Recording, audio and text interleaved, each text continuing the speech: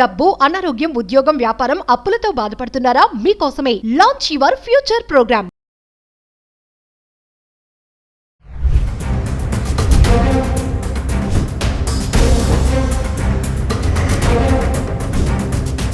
Hi hello నమస్తే, welcome back to Suman TV. ప్రస్తుతం మనతో పాటు ఉన్నారు consumers welfare committee chairman Mandadi Krishnareddy గారు. సార్తో మాట్లాడదాం. నమస్తే సార్. నమస్కారం అమ్మా. సార్, మరొక విషయం ఏంటంటే, మరి ఇప్పుడు అక్కడ చదువుకోవడానికి వెళ్ళిన వాళ్ళు, మన వాళ్ళు చదువుకుంటూ పార్ట్ టైం జాబ్స్ చేయాలని ఇప్పటివరకు అనుకున్నారు, కొంతమంది చేశారు, ఇప్పుడు కొంతమంది చేయట్లేదు, అలాగే క్యాంపస్లోనే ఉంటున్నారు. అలాంటి వాళ్ళకి ఏదైతే ఖర్చులు ఉంటాయో ఆ భారం పడుతుంది బాగా. ఇక్కడ నుంచి పంపించే స్తోమత తల్లిదండ్రులకు లేదు, అక్కడ వాళ్ళు బయటకు వెళ్ళి తెచ్చుకోవడానికి వాళ్ళకి ఛాన్స్ లేదు. అలాంటి వాళ్ళు కొంతమంది సూసైడ్స్ కూడా చేసుకుంటున్నారు. రీసెంట్గా ఒక అబ్బాయి కూడా చనిపోయాడు, అలాగే జాబ్ లేక ఖాళీగా ఉండి మళ్ళీ తిరిగి రాలేక. అంటే ఒక్క విషయం సార్, అంటే స్టూడెంట్స్కే కానీ తల్లిదండ్రులకే కానీ మీరేమైనా చెప్తారా? ఇప్పుడు వెళ్ళాలనుకున్న వాళ్ళకి, అక్కడ ఉండి ఇబ్బంది పడే వాళ్ళకి, అంటే సూసైడే ఇంకా లాస్ట్ ఛాన్స్ అంటారు, ఇంకా వేరే చాయిస్ ఏం లేదా అంటే ఏం చెప్తారు? ఎప్పుడు కూడా ఆత్మహత్య అనేది అసలు ఒక వ్యక్తి జీవితంలో ఆత్మహత్య కన్నా ఘోరం ఇంకోటి లేదు. అంటే ఆత్మహత్య ఒక రకంగా చేసుకోవడానికి చాలా ధైర్యం కావాలని చాలామంది అంటారు, కానీ బతకడానికి ధైర్యం లేని వాడే కదా ఆత్మహత్య చేసుకునేది. అంటే పెరుగువాడనంటే కదా. అంటే జీవించి చూపించాలి నీ దగ్గర ఉన్న శక్తి ఉంటుంది. కష్టమో కన్నీరో బాధో వచ్చినప్పుడు ఆత్మహత్య కాదు అంతిమ పరిష్కారం. దాన్ని నిలబడి ఎట్లా మనం చేయాలి. అమెరికా నుంచి ఇండియాకు వచ్చేస్తావు, కొంతకాలం ఇండియాలో ఉంటావు, మళ్ళీ అక్కడ పరిస్థితులు మారాక వెళ్తావు కావాలంటే, లేదా ఆ దేశం కాకపోతే ఇంకో దేశానికి వెళ్తావు. చాలా దేశాలు ఇన్వైట్ చేస్తున్నాయి ఇవాళ. అమెరికా వదిలిపెడితే జపాన్ వాళ్ళు పిలుస్తున్నారు, జర్మన్ వాళ్ళు పిలుస్తున్నాడు, రకరకాల యూరోపియన్ కంట్రీస్ వాళ్ళు పిలుస్తున్నారు. నీకు అమెరికా కాకపోవచ్చు, కొద్ది వ్యత్యాసాలు ఉండొచ్చు. అక్కడ 100 దొరికితే ఇక్కడ 70 దొరకవచ్చు, 80 దొరకవచ్చు, కానీ నువ్వు అసలు ఏమీ లేకుండా ఉండవు కదా. కాబట్టి నీకు నిజంగా అమెరికాలో ఉండి పని లేదు, ఇవాళ బయటకు వెళ్తే నిన్ను ఎక్కడ పట్టుకుంటారో, ఎక్కడ నీకు సంఖ్యలు వేసి తీసుకొచ్చి ఇక్కడ పడేస్తారని భయం ఉంది, నీకు వెళ్ళలేకపోతున్నావు. ఇంటి దగ్గర నుంచి డబ్బులు వచ్చే పరిస్థితి లేదు. లేనప్పుడు ఏం చేయాలి? సపోజ్ చేసి నాకు టికెట్ కొనండి, నేను వచ్చేస్తాను, ఇండియాకి వచ్చేస్తాను, నేను క్లోజ్ చేసుకుంటాను ఇక్కడతోటి, మళ్ళీ పరిస్థితులన్నీ మారిన తర్వాత వెళ్తాను, లేదా ఇంకో కంట్రీకి నేను ట్రై చేసుకుంటాను చెప్పొచ్చు కదా. ఇప్పుడు నువ్వు ఆత్మహత్య చేసుకోవడం వల్ల నువ్వు పిరికివాడికి పోయావు, నువ్వు పోయావు, నీ జీవితం అంతం అయిపోయింది. నీ మీద ఆధారపడే వాళ్ళు కూడా తల్లిదండ్రులు ఇంతగా పెంచి నీ కోసం ఈ అమెరికాకు రావడానికి ఉన్న ఆస్తులు అమ్ముకునో అప్పులు చేసి ఏదో రకంగా చేసి నేను ఇక్కడ తీసుకొచ్చారు. ముఖ్యంగా మధ్యతరగతి వాళ్ళే ఎక్కువగా చేసేటువంటి పనులని. అంటే అక్కడ తల్లిదండ్రులకు గుండె కోత నువ్వు కోసినట్టు అవుతుంది. వాళ్ళు బాధపడి జీవితాంతం వాళ్ళు ఇంకా సుఖంగా ఆనందంగా బతకలేరు. వాళ్ళు ఉన్న కొడుకును పోగొట్టుకున్న తర్వాత ఏ తల్లిదండ్రులు కూడా సంతోషం అనేది వాళ్ళ జీవితం నుంచి పూర్తిగా శాశ్వతంగా దూరం అయిపోయినట్టు పరిస్థితి ఏర్పడుతుంది. అంటే ట్రంప్ తీసుకున్న నిర్ణయాల వల్ల విద్యార్థుల బలైపోతున్నారు అనేది ఒక విమర్శ అయితే నడుస్తుంది. దాన్ని ఎలా చెప్తారు? ట్రంప్కి మీరు ఎన్ని చెప్పినా వినగలిగే స్థితిలో ఉంటే ట్రంప్ని ఎవడైనా మార్చొచ్చు.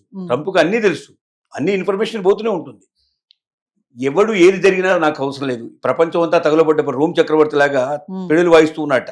రోమ్ అవతల తగులబడుతూ ఉంటే యువతలో పిల్లలు వాయించుకుంటూ కూర్చున్నాడు. అంటే తన పిల్లల్లో తన ఆనందం పొందగలుగుతున్నాడు తప్ప అంతమంది కాలిపోతున్నారే, అంత మొత్తం భస్మీపట్లం అయిపోతుందని చెప్పి ఆలోచన లేదు.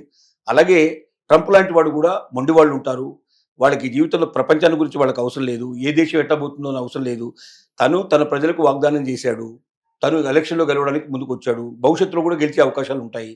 కాబట్టి తను అనుకున్న వాగ్దానం నెరవేర్చడం, తన మాట నిలబెట్టుకోవడం, తన యొక్క గొప్పతనం ఏమిటో ప్రపంచానికి చాటడం అనేది తనకు ఉండే ఉద్దేశం. తనకు ఏముంటుంది, మనం నడుస్తున్నప్పుడు మన కింద అనేక చీమలు, దోమలు, లేకపోతే చిన్న చిన్న జీవులు కొన్ని లక్షలు చచ్చిపోతాయట ప్రతిరోజు. మనకు తెలియకుండానే కొన్ని వేల జీవుల్ని చంపేస్తున్నాం, మనకు తెలియదు ఆ సంగతి. పోనీ జీవులు ఉన్నాయి కదా, మనం వాటి చావకుండా నడవగలవంటే నడవలేము. కాబట్టి కొన్ని అనివార్యంగా జరుగుతాయి. అలాగే ఇది కూడా అలాగే జరుగుతుంది. కాబట్టి ట్రంప్ తీసుకున్న నిర్ణయాల వల్ల ఎఫెక్ట్ అవుతున్న స్టూడెంట్స్, పేరెంట్స్ ఆలోచించాల్సిందంటే తన పిల్లవాడిని అక్కడ ఉంచకుండా వెంటనే తన దగ్గర తెప్పించుకోవడం ఎట్లాగా. ఇంతవరకు అప్పు చేసావు, ఇంకేదో ఒక అప్పు చేసి ఒక టికెట్ కొనేసి పంపించేస్తే వచ్చేసేస్తే అక్కడితో ఆ పని క్లోజ్ అవుతుంది.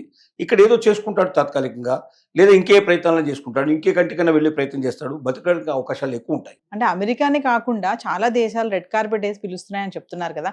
అయినా మన వాళ్ళకి ఎందుకు అమెరికానే వెళ్ళాలి, అక్కడే కష్టపడినా చనిపోయినా కూడా అక్కడే ఉండాలని ఎందుకు అంటారు? అది ఆలోచన అంటే ఒకటేమైందంటే 2 సంవత్సరాలు 3 సంవత్సరాలు 4 సంవత్సరాలు అక్కడ అలవాటు అయింది, ఎడ్యుకేషన్ చేస్తున్నారు. ఇప్పుడు ఈ ఎడ్యుకేషన్ సడన్గా ఇక్కడ ఆపేసి ఇంకో దగ్గరికి పోతే మళ్ళీ అక్కడ మొదటి నుంచి మొదలు పెట్టాల్సిన పరిస్థితి ఏర్పడుతుంది.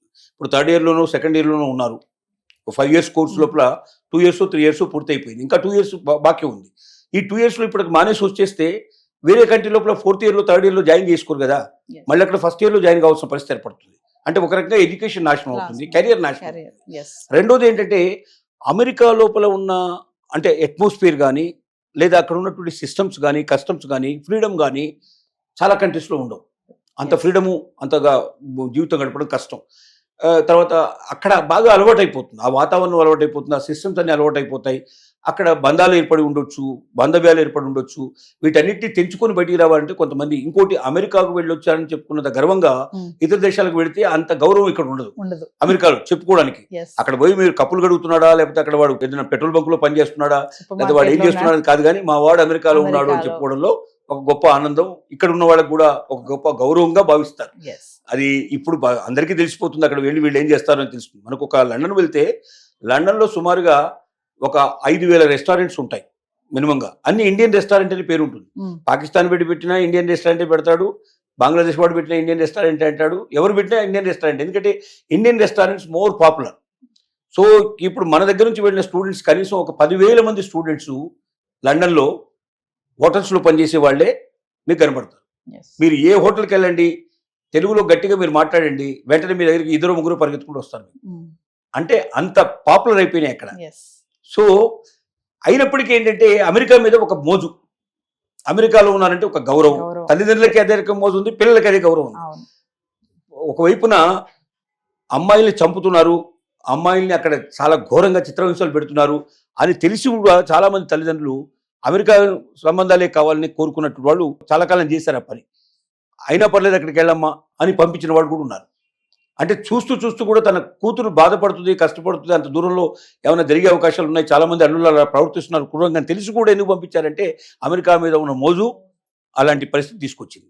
ఆ మోజులోంచి బయటికి రావాలి. మన పిల్లలకి ఏది సేఫ్టీ, మన పిల్లలు ఎక్కడైతే జాగ్రత్తగా ఉంటారు, మన పిల్లలు ప్రస్తుతానికి అక్కడ ఉండగలిగే పరిస్థితులు లేనప్పుడు అక్కడ నుంచి ఎంత తొందరగా వెళ్ళితే అంత తొందరగా షిఫ్ట్ చేసేసి మనం ఇండియాకి మొత్తం తెచ్చుకొని తర్వాత ఎక్కడికైనా పంపించుకునే ప్రయత్నం మనం చేయాలి. Thank you, sir.